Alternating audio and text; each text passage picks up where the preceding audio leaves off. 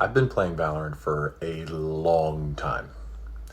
It's been a guilty pleasure of mine for quite some time, admittedly. I'd like to say I'm pretty good at this game, but that's not what this video is about. Coming from someone who has never played a competitive video game prior to Valorant, I can say with confidence that I've made it across the learning curve required to understand and enjoy this game at its full capacity.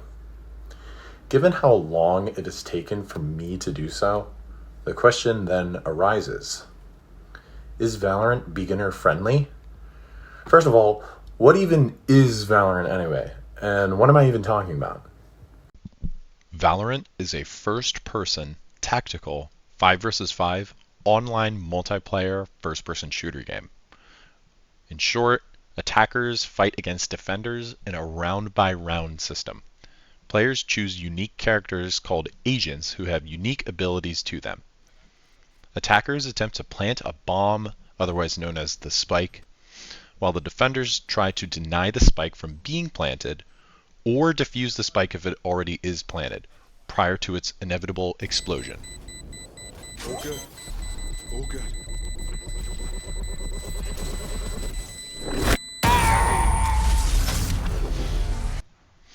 Teams switch sides at halftime, which initiates after 12 rounds of play. The first team to 13 round wins claim victory. As simple as this may seem to be on paper, this game in execution can quickly and utterly turn into straight up pandemonium. Oh my god, that paint shells. Okay, there's the Cove. Actually has the setup this time. Something is dropping down. Orbital strike up over the top. Juggernaut over the rocket. Managing to find one, but then Jing takes him down with a showstopper of his own. Ethan going to be stunned up here on the backside. The reckoning comes across. Busio pushing out from the backside. Managing to find Forsaken. Jing taken out. Answering Orbital now from Busio. Turns to the side to Bite. Finding the kill. Yeah, maybe pandemonium is underselling it a little bit. The sheer amount of information that presents itself to brand new players may seem overwhelming.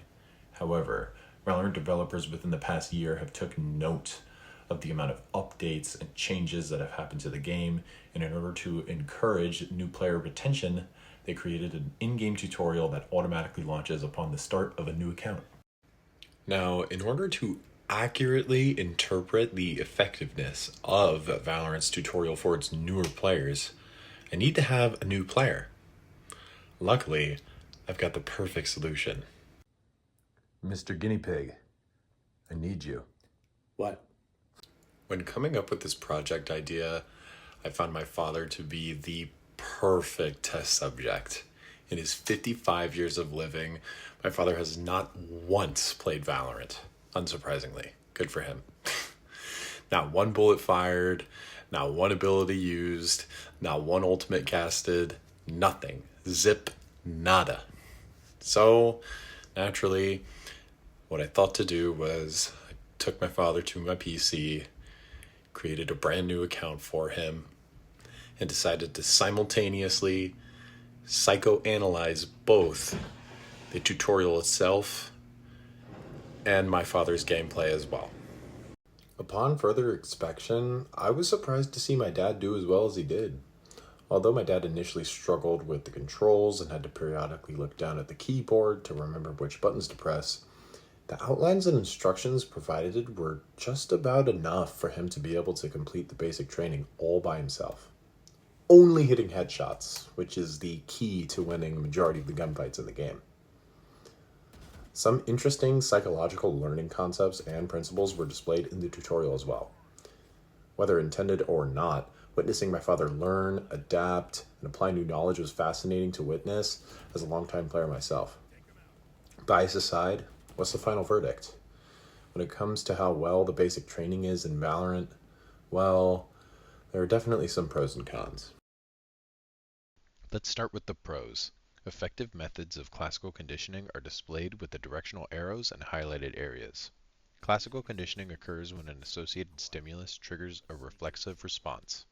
Upon following the highlighted arrows and areas, my father made it to the next challenges successfully. Forms of operant conditioning were present as well. Operant conditioning is a behavior-based learning pattern where consequences, both positive and negative, influence behavior. Positive reinforcement from advice provided by the agents is likely to lead to repeated successful behaviors in-game. Additionally, positive punishment via restarting the failed scenarios encourages the user to complete the task as intended. A key concept throughout the tutorial is Thorndike's law of effect, which states that behaviors followed by satisfying outcomes are likely to be repeated and vice versa. For instance, as my father learned to headshot the targets, his skills translated to his target acquisition of enemy combatants. Likewise, repeated mistakes he made were not present. Now to the cons. Other than general nitpicks that I myself have regarding the failure to mention significant gameplay elements such as team communication, coordination, etc., more strong cons include occurrences where some information is missing.